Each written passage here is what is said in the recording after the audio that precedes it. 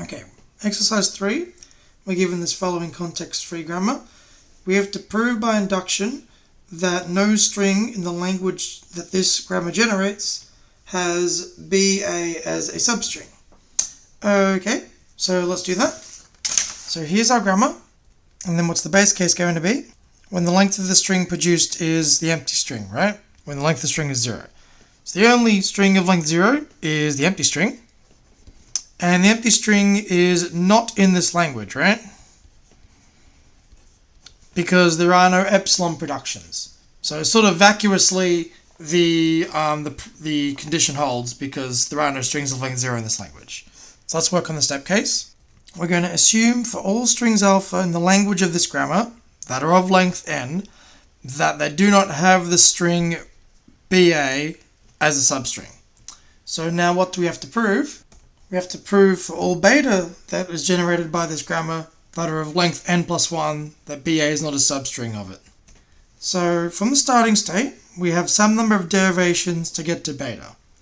Now what could the first step in this derivation be? Well, it can't be s goes to a, and it can't be s goes to b, because these would produce strings of length 1, and beta is not a string of length 1, right?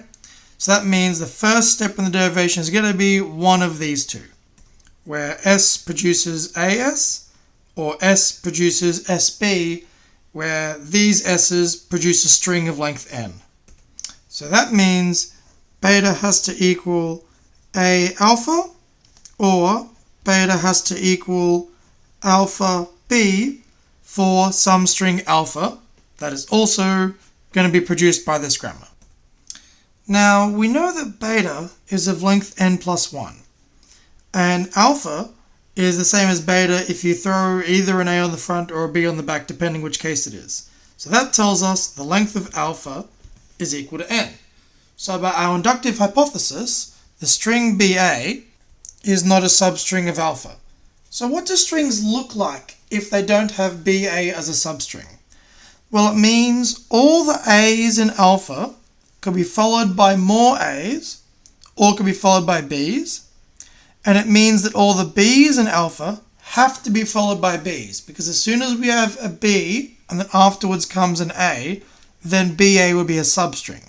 So that tells us alpha has to be of the form a to the n, b to the m, for some unknown constants n and m. Okay? And beta is one of these two guys, right? So let's check the first case. A alpha is equal to a to the n plus 1, b to the m, and clearly BA is not a substring of this.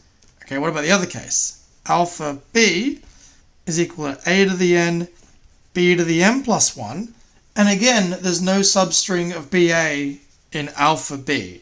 So that means that BA is not a substring of beta, which completes the proof.